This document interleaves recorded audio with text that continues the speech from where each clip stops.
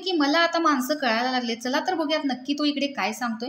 तर इकडे 3 बिझी सदस्य बसलेले असतात आणि सूरज सांगतो की मी शॉर्ट फिल्म करतो। त्यावरती अभिजित म्हणतो की म्हणजे त्या डीपी सांगतो यूट्यूबला वेब सिरीज वगैरे असतात ना तसे तो ऍक्टिंग करतो। त्यावर अभिजित म्हणतो की हा शॉर्ट फिल्म करतो म्हणजे काय त्यात जाऊन ऍक्टिंग करतो का? तर डीपी सांगतो की हे त्याला घेतात आणि थोडंफार इकडे तिकडे असं डबल मिनिंगने बोलून दाखवतात। तर सूरज सांगतो डबल मिनिंग नाही हो, ते नाही करत आम्ही। डीपी सांगतो मी बघितलेलं डबल मिनिंगचंच होतं। तर सूरज सांगतो की नाही ते वेगळं, आमचं आहे ना यात डबल मिनिंग नाही घेत, हाय तसंच वागायचंय। तर डीपी सांगतो हे हाय तसं वागणं ना ते तसंच होतंय म्हणजेच डबल मिनिंग होतंय असं त्याला म्हणायचं असतं। तर सूरज म्हणतोय थांबा की हे वेगळं आहे, डबल मिनिंग म्हणजे घाण आहे, हे चांगलं असतंय। त्यावर अभिजित म्हणतो थांब रे, हां आता तू सांग, त्याचा सोड बोल, कारण सूरज तिकडे डीपीला समजावत असतो। तर तो सांगतो की मी शॉर्ट फिल्म करतो म्हणजे पुण्याच्या मुली असतात आणि त्या दोन्ही बायका माझ्याच असतात। गावाकडे कसं चालतं की एकीचा लाड केला की दुसरी फुकते रुसते, तसं त्या माझ्याशी वागत असतात आणि मग मी ऍक्टिंग करतो। तर डीपी सांगतो मग ते पैसे द्यायचे का? तर तो म्हणतो की नाही ते पैसे देत नव्हते, फक्त काम करून घ्यायचे, म्हणूनच आता मी असलं काम करणं सोडले।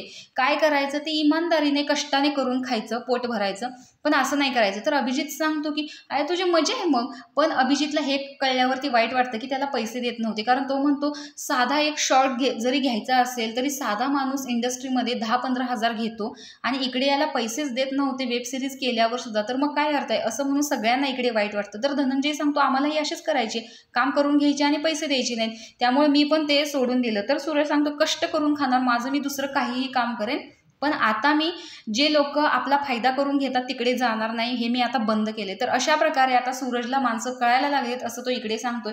तर सूरजचा दुसरा किस्सा आहे बाथरूम एरियामध्ये झालेला। तर बाथरूम एरियामध्ये सूरज गेलेला असतो आणि धनंजय हा किस्सा सांगत असतो, कारण धनंजय तिथं कलप करत बसलेला होता। तर इरिना आणि सूरज एकत्रच वेगवेगळ्या बाथरूममध्ये आंघोळीला गेलेले होते। इरिना कपडे घालून बाहेर आली, त्यानंतर जान्हवी गेली तरी सुद्धा सूरज आंघोळच करत होता। इकडे धनंजयचा कलप करून झाला, त्यानंतर पॅडीचाच कलप करून सुद्धा झाला, तरी सूरज आतमध्येच होता। तर धनंजयला काही कळेना म्हणून तो असा दार वाजवत बसला। तर बाहेर ये पहिला दार उघड, तर त्याने पॅन्ट वगैरे घातलेली आणि केस तर तो आतच पुसत बसलेला होता। त्याने नंतर दार लावलं, 5 मिनिटांनी परत दार उघडायला लावलं, कारण अजून तर काही सूरज बाहेर आलेला नव्हता।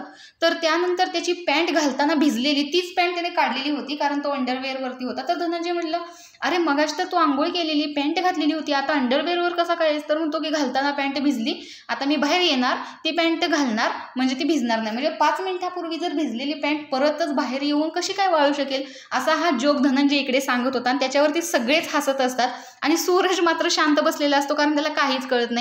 इतक्या वेळ तो बाथरूममध्ये फक्त पॅन्ट ओली झाली म्हणून थांबलेला होता। आणि इकडे सूरज बद्दल खरंच खूप सगळ्यांना वाईट देखील वाटतं आणि सूरजचे काही किस्से ऐकून सगळ्यांना आनंदही होतो। तर तुम्हाला सूरजचे किस्से ऐकायला आवडतात की नाही कमेंट बॉक्समध्ये नक्की सांगा। अशाच व्हिडिओच्या अपडेट्ससाठी आपल्या चॅनलला सबस्क्राईब करायला विसरू नका। तोपर्यंत बाय।